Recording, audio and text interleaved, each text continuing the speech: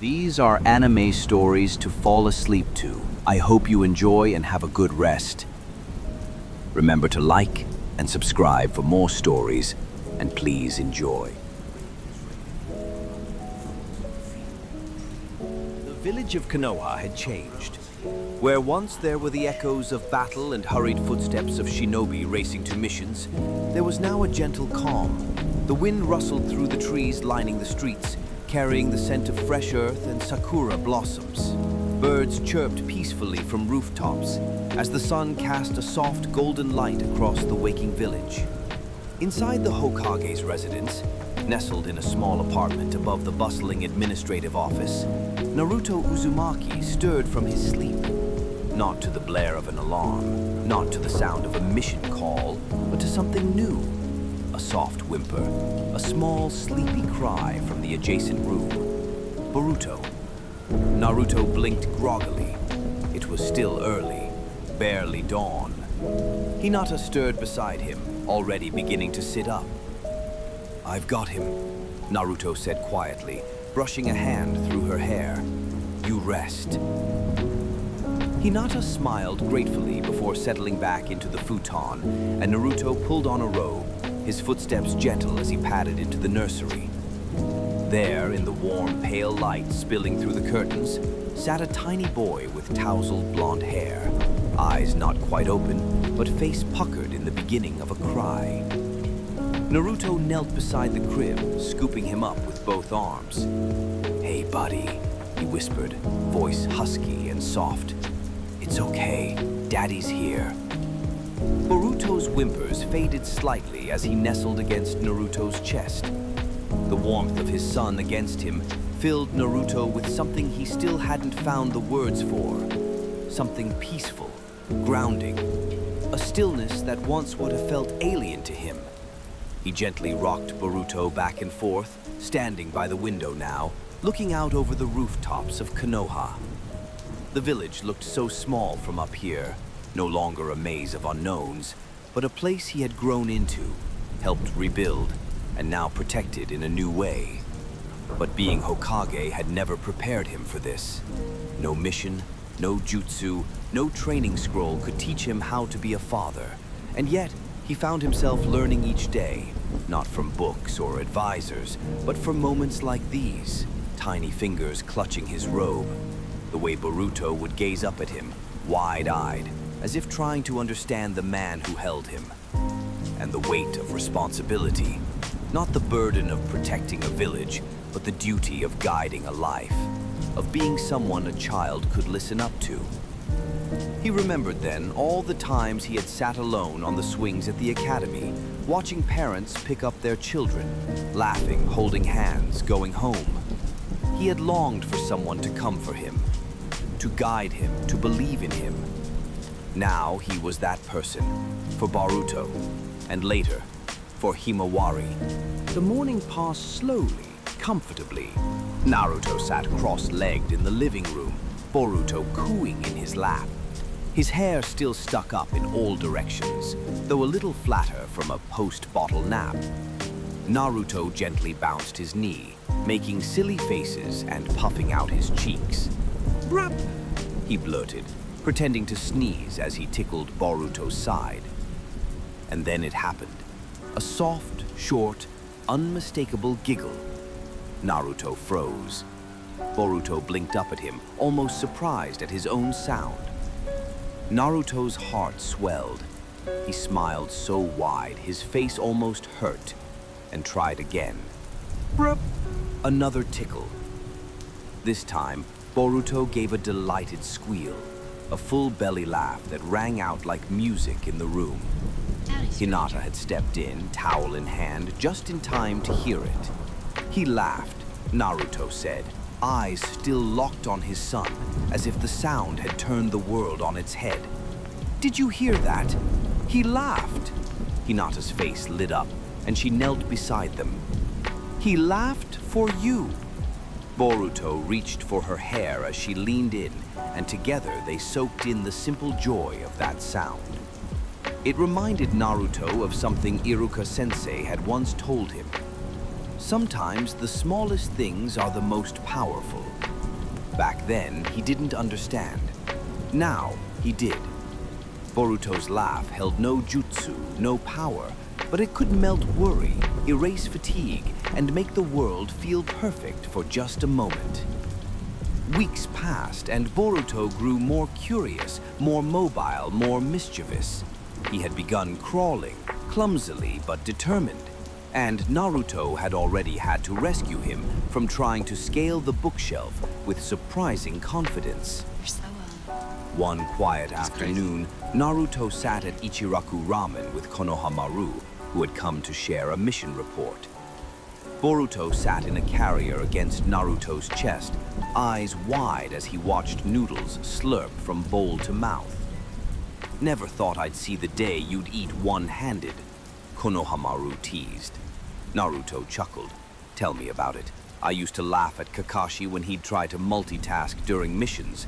Now I'm the one doing paperwork while burping a baby." Konohamaru stirred his bowl. "How's it really going, being a dad?" Naruto looked down at Boruto, who was slowly drifting off in the warmth of the afternoon sun. "It's humbling," he said slowly. "I've faced enemies with the power to destroy nations. I've walked through war. But this is different. Harder in ways I didn't expect. Some days I'm afraid I'll mess up." Konohamaru smiled. "That's how you know you're doing it right." Naruto raised a brow. "If you weren't worried about being a good father, I'd be worried for you. But look at you." He gestured at the carrier. "You're doing what no mission ever taught us. How to be present." Those words stayed with Naruto that night as he sat on the porch, Boruto sleeping soundly against his chest. He didn't have all the answers, but maybe he didn't need to. Maybe it was enough to just be here. One summer night, Hinata had gone to visit her cousin Hanabi, leaving Naruto in charge for the evening. Himawari was still a baby, only a few months old, and Boruto, now a toddler, was in that restless phase before bedtime. Naruto had tried reading stories, singing, even shadow puppet jutsu on the wall, but Boruto stood wide-eyed in his pajamas, energy brimming even as the moonlight filled the room. "All right, kiddo," Naruto said gently. "We're gonna try something different." He walked over to the old rocking chair in the corner of the nursery, an heirloom from the Hyuga clan that Hinata had insisted on bringing. He sat down and gathered both Boruto and Himawari in his arms, one on each side. It was awkward, but warm. He began to hum. Not a song from memory, but something soft and made up, just a quiet rhythm. He rocked them gently, his chakra settling unconsciously into a peaceful flow, like a breeze over still water. Boruto leaned into him, eyes half-lidded now, and Himawari made a soft noise as she tucked her face into her father's chest. Naruto looked at their tiny faces, faces that reminded him of so many people he loved, and yet they were fully their own. They were new and precious and his. A thought crossed his mind. How lonely the moon must have felt, watching from above all those years while he ran through life, searching for connection. Now he understood the beauty of stillness, of being someone's world. And as both children drifted into sleep, Naruto stayed there, rocking, humming, and smiling softly in the moonlight. It was rare for Naruto to take a day off from Hokage duties. Paperwork piled up faster than shadow clones could file it, and meetings often filled the day from sunup to sundown. But Shikamaru had seen the tired circles under Naruto's eyes, the way he rubbed his shoulder and stared wistfully at family photos during long meetings. "You're taking tomorrow off," Shikamaru had said firmly. "The village won't fall apart. You need this."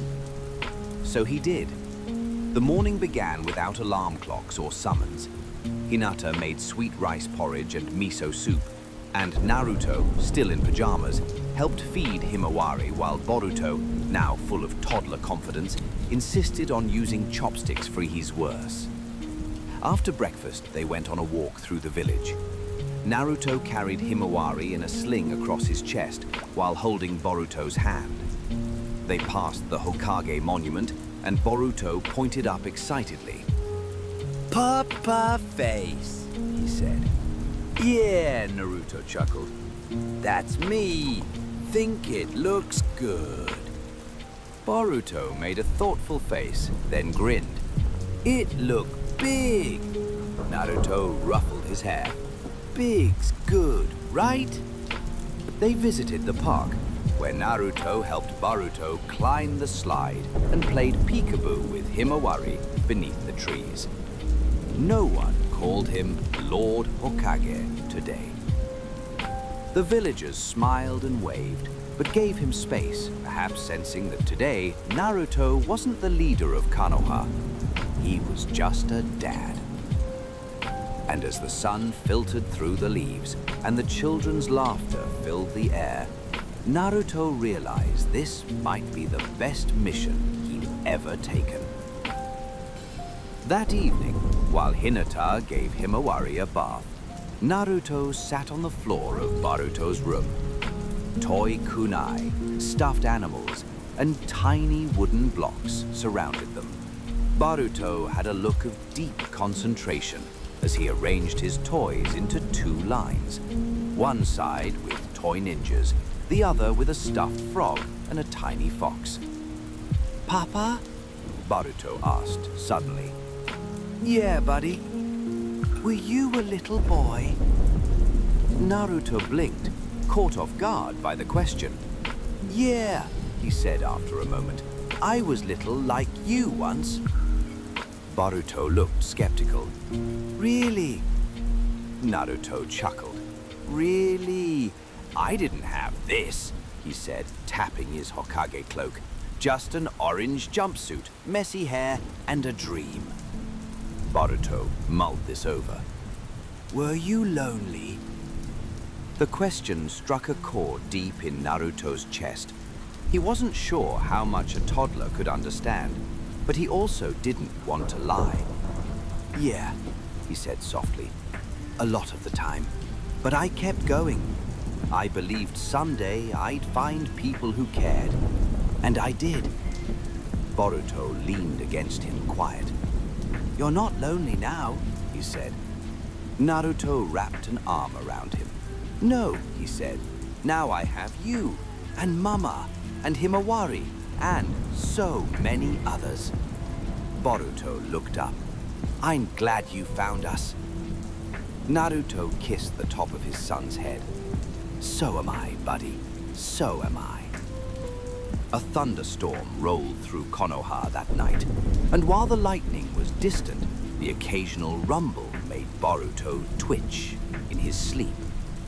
Naruto, half asleep himself, heard a shuffle in the hall. Papa? A tiny voice whispered. He opened his eyes to find Boruto standing by the bed, holding his fox, Plushie. The thunder's too loud. Naruto sat up, glanced at the clock, 2:14 a.m., and gave a tired smile. Come on, let's do something about it. Together, Gohan skidded to a halt just a few feet away, his knees giving out as he fell beside his father. He shook Goku's body, tears streaming down his face. There was no response. You, monster, he whispered. Frieza laughed. And now the brat wants to play hero. How adorable. But something inside Gohan shattered. His heart pounded louder than ever before. The world around him began to distort. His pupils narrowed, and his aura flickered erratically, shifting from white to red to violet. His ki began to surge, raw and untamed. Frieza cocked his head. What is this? Gohan stood, trembling, his eyes glowing silver.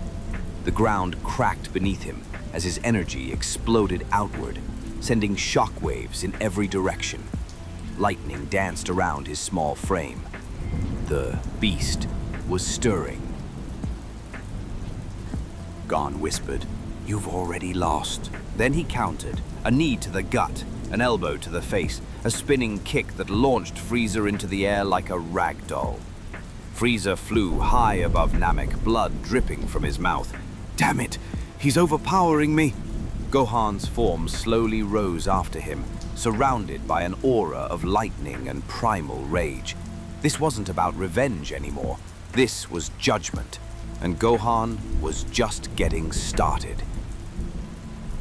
Frieza turned back, sweating now. I see.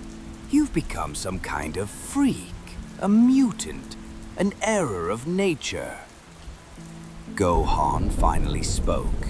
His voice was calm, but unnaturally low and resonant. I gave you a chance to stop. You killed my father.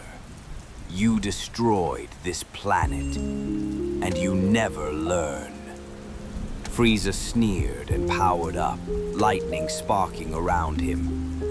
Fine then, no more games.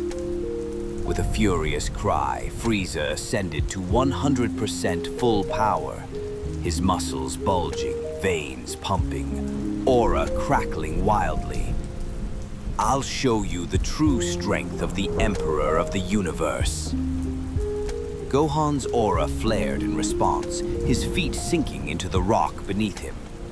He crouched slightly, hands clenched. His instincts were sharpening. The beast form was growing more stable by the second. Frieza dashed in with blinding speed and threw a heavy punch. This time, Gohan blocked it. With one hand, the impact shook the island, yet Gohan didn't move an inch. Frieza stared in disbelief. From the rubble of the shattered mountain, Frieza emerged, blood dripping from his mouth, armor cracked, his pride more wounded than his body. He floated slowly back, rage bubbling beneath the surface. You insignificant little worm, I'll tear you apart. But Gohan didn't flinch. His silver eyes locked on Frieza, unreadable, unshaken. Piccolo groaned from the rocks above. This isn't like any transformation I've ever seen. It's as if all of Gohan's hidden potential is exploding at once. Frieza screamed and launched a barrage of energy blasts, hundreds of them. They lit up the sky, each one capable of destroying a mountain. But Gohan stood still, his aura reacting instinctively. The blasts struck, then disintegrated on impact, as if his energy was devouring them. Gohan raised a hand, and a blast of dark red energy fired like a cannon. Frieza barely dodged it, but the blast continued, ripping through Namek's crust and exploding miles away in the ocean. A massive geyser erupted. The storm around Gohan intensified. Lightning split the skies of Namek as his aura surged and twisted. His small body was engulfed in a wild, radiant energy, something ancient, primal, and terrifying. Frieza took a cautious step back. This power, it's not Super Saiyan. What are you? Gohan's head tilted slightly. His eyes, now glowing with an eerie silver light, locked onto Frieza. He didn't speak. He didn't need to. A pulse of raw ki erupted from him, flattening the land and sending Frieza skidding backward across the ground. Rocks shattered, the sea roared, and even the sky above seemed to darken under the weight of this new presence. Piccolo, barely conscious, opened one eye from the cliffside. That energy, that's not Gohan, or rather, not the Gohan we know. Krillin, clinging to a piece of floating debris, felt the pressure hit his chest like a hammer. It's like he's not even human anymore. Frieza scowled. I've had enough of this. He launched forward, a purple beam of death aimed directly at Gohan's chest.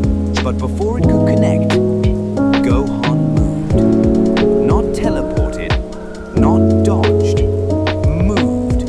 So fast that even Frieza couldn't track him.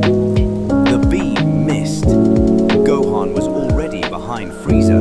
With one raised palm, he whispered, "You'll pay." something ancient was speaking through him. Gohan struck. A single blow landed on Frieza's back, and the tyrant screamed as his body was launched through a mountain. An explosion followed, turning the peak into dust. Frieza tumbled through the sky, stunned. What in the hell is that, kid? Gohan didn't chase. He stood in silence, energy swirling around him like a beast unleashed from its cage. His hair remained black, but spiked differently, wild, untamed, and his aura now carried flecks of violet and red. The form was raw, unstable. It wasn't Super Saiyan. It was something new, something only he could tap into. The beast form. Gohan slowly raised his head, his body glowing like a dying star. His voice was like a storm given form. I'm your nightmare. Then he rocketed forward, faster than light, and drove his fist into Frieza's stomach. The tyrant's eyes bulged as he spat blood and was hurled through the clouds, a shockwave following in Gohan's wake. Frieza hit the ground like a meteor. Smoke rose. Silence. Gohan landed, breathing heavily. His beast form was becoming more refined, more his. But inside he felt it. There was a cost. His control was fraying. He looked at his hands. What if he lost himself?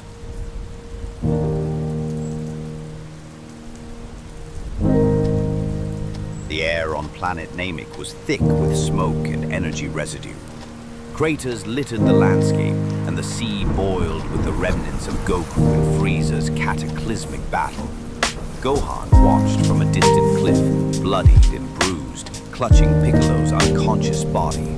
A blinding flash erupted in the sky as Goku, transformed into a Super Saiyan, collided with Frieza in a final desperate strike. The shockwave shattered the surrounding terrain, and for a moment, all went silent. Gohan stood, eyes wide. Dad! As the dust settled, Frieza's battered form hovered in the air, burnt, torn, and furious, but still alive. Below him, Goku's body crashed into the ground with a sickening thud. Silent, motionless. Dad! Gohan screamed and dashed toward him. Frieza landed beside Goku's lifeless body, smirking with a crooked grin. So much for the mighty Super Saiyan.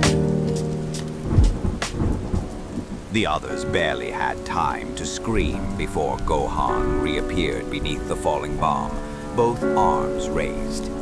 He caught it, but the weight of the energy drove him down, crushing the land beneath his feet. His aura flared in desperation as he held it back, his body trembling under the force. Gohan! Krillin shouted. Piccolo struggled to stand. He can't deflect it. It's too unstable. If it touches the planet... The sphere crackled violently, pressing down. Gohan growled, muscles bulging, veins popping along his arms. No, I won't let it end like this. With a primal scream, his aura exploded. Lightning danced violently around him. His hair grew slightly longer, his canines sharpened, and a second pulse of silver light burst from his body. For a moment, time seemed to stop. Gohan absorbed the energy, not destroyed it, not deflected it, absorbed it into his aura, like feeding the beast. Frieza's jaw dropped. What? What are you? Frieza hovered in the stratosphere of Namek, his chest heaving, golden eyes wide with disbelief. The power of the boy, no, the beast below him, was beyond anything he had faced. Even Goku hadn't terrified him like this. You're so old. Enough of this! It's crazy. Frieza snarled, blood dripping from his mouth. If I can't kill the boy, I'll destroy everything he loves. He raised both hands and formed a glowing sphere of ki, dense, black and red, with a vibrating hum that rattled the air. The Planet Killer, a technique he'd reserved for his most desperate moments. Below, Gohan's head tilted upward. His beastly instincts buzzed with alarm. The energy wasn't aimed at him, it was aimed at everyone else. Krillin, Dende, and Piccolo looked up in horror from their positions across the battlefield. The size of the blast, it would vaporize the entire region of the planet. Frieza cackled. "You care too much, boy. That's your weakness." He hurled the sphere downward. Gohan vanished in a blink. Namek's surviving warriors and Earth's defenders gathered in the plains. The air filled with the distant hum of energy and hope. The Namekian Dragon Balls were being restored with the help of the surviving elders, and soon the dead would be wished back. But peace never lasts long in the universe. Above the planet, a shadow loomed, massive and cold. A sleek obsidian cruiser broke through the clouds, its engines silent but full of menace. From its belly a ramp extended, and down it stepped a towering figure, broad-shouldered, regal, and utterly menacing. King Cold. He looked around the ruined landscape, frowning in disgust. "So this is the pitiful little planet that brought down my son," he said, his deep voice rumbling with restrained fury. Behind him, dozens of armored soldiers disembarked, spreading out across the land. Cold's scouter buzzed and chirped. "One significant power level remaining," he muttered, "and it's not Kakarot." He turned, eyes narrowing. "That must be the boy." Elsewhere on Namek, Dende and the elders began preparing to summon Porunga. The Dragon Balls were glowing again, and hope was in sight. Krillin, Piccolo, and Gohan stood nearby, guarding them. Suddenly, Piccolo froze. "Something's wrong." Krillin turned, confused. "What is it?" "I sense a new energy, huge and cold. Colder than Frieza." A shiver ran down Gohan's spine. "You mean..." Then the sky darkened again, this time not from Porunga's rising aura, but from the arrival of a towering presence. King Cold floated into view, flanked by soldiers. "So," he said with a sinister smile, "you're the little warrior who humiliated my son." Gohan stepped forward, eyes narrowing. "He killed my dad, he destroyed lives. He got what he deserved." Cold laughed, spoken like a child who doesn't understand the universe. "My son was only the beginning. I ruled galaxies long before Frieza, and you've insulted my bloodline." Piccolo stepped in front of Gohan. "You're not laying a finger on him." With a wave of his hand, Cold launched a blast that sent Piccolo flying into a cliff, unconscious. Krillin moved to help, but was immediately grabbed by two of Cold's elites. The Namekians began to panic. Gohan's heart raced. The fear was back, the helplessness. But then he remembered. The beast inside him stirred, not with rage, but with purpose. "I won't let you hurt anyone else," Gohan said, stepping forward. His eyes flashed silver. His aura began to rise. King Cold chuckled. "You wanna fight me, boy? Alone?" Lightning crackled around Gohan as the transformation began. Not wild this time, but focused. "I'm not alone," said his voice calm. "I have my father's will, my master's teachings, my friend's faith."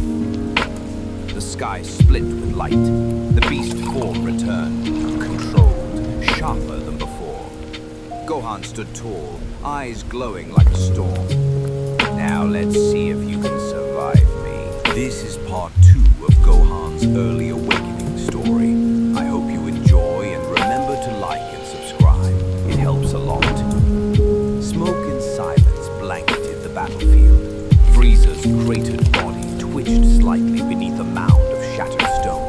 The once mighty tyrant was broken, coughing blood, his power all but gone. Gohan stood above him, his aura wild,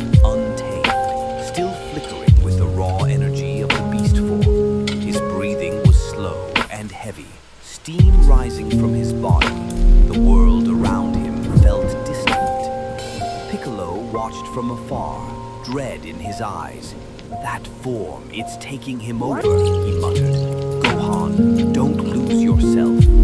Gohan clenched his fists. Inside his mind, two forces clashed. His burning rage and the quiet voice of the boy he still was, the boy his father raised. He looked down at Frieza, barely alive, the monster who had murdered his father, who had tormented the universe, who laughed in the face of mercy. I should end this, Gohan growled. His aura flared again, the ground beneath him cracking further. Krillin called out weakly, Gohan, don't! That's not who you are! Frieza coughed, then laughed, a chilling, raspy sound. Do it, boy. Kill me. Give into it. You're no better than me. Gohan's eyes narrowed. Silver light glowed from his pupils, but his fists shook. He was at a crossroads. If he killed Frieza in cold blood, the beast form would consume him. He could feel it, clawing at the edge of his mind, begging for blood, demanding vengeance. But then, like a whisper, his father's voice echoed in his memory. Gohan, you're strong, but true strength is when you have the power to kill and choose not to. His breathing slowed. The red and violet flames of his aura dimmed slightly. The lightning around him softened. I'm not like you, Gohan said at last. I won't become a monster, even to defeat one. With a heavy breath, he turned away. Frieza's eyes widened. You fool. The tyrant raised one shaking hand, summoning a final sliver of energy behind Gohan's back. A last desperate betrayal, but before the blast could leave his fingers, boom. A blast of Namekian ki tore through Frieza's arm. Piccolo stood tall in the distance, arm extended. I'm not as forgiving. Frieza collapsed, unconscious, defeated, this time truly. Gohan lowered his head. His beast form flickered, then slowly faded. His hair fell back into its usual shape. His aura settled. The storm was over, for now. But something had awakened inside him, and it would never go back to sleep. Battle was over. Namek's sky, once darkened by chaos and energy, was now eerily quiet. The waves returned to a gentle ripple. The ground stopped trembling. Frieza lay defeated, unconscious in the crater of his own pride. Gohan collapsed to one knee, breathing heavily. Sweat dripped from his face. The beast form was gone, but its presence still echoed in his bones. He could feel it, lurking in his ki, waiting. Krillin rushed over, his shirt torn, his face dirty but smiling. You did it, he said, voice cracking. You really did it, Gohan. Piccolo followed, limping but upright. He placed a hand on Gohan's shoulder. You saved us all, and not just by fighting, but by choosing not to become what Frieza wanted. Gohan didn't answer at first. His eyes were fixed on the horizon, where his father's body still rested. His heart ached. He's really gone, Gohan whispered. The silence that followed was heavy. Dende stood nearby, head lowered, mourning with them. We'll bring him back, Krillin said softly. We have the Dragon Balls. We can still make this right. Piccolo nodded. Guru may be gone, but if we can gather the Namekian survivors, there's still hope. Later that day, on a calm ridge, Gohan sat alone, knees drawn to his chest, watching the ocean. The power he'd unleashed still haunted him. He remembered the rush, the rage, the overwhelming sense of dominance. It hadn't felt like his power. It felt like something ancient, something feral. I lost control, he whispered to himself. What if next time I hurt someone I care about? Behind him, Piccolo approached. You're afraid, he said plainly. Good. That means you're still yourself. Gohan looked up. That form, what was it? He asked. It wasn't Super Saiyan. Piccolo sat beside him. No, it was something else. Something raw, drawn from your deepest instincts. I've seen that potential in you since you were 4 years old. But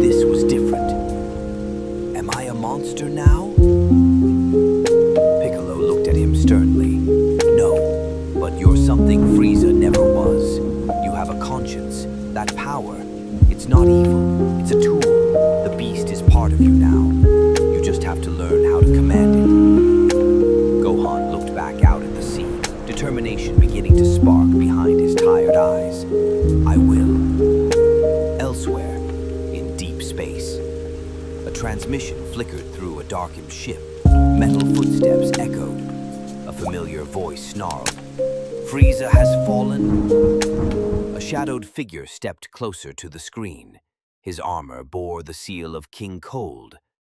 Then it's time.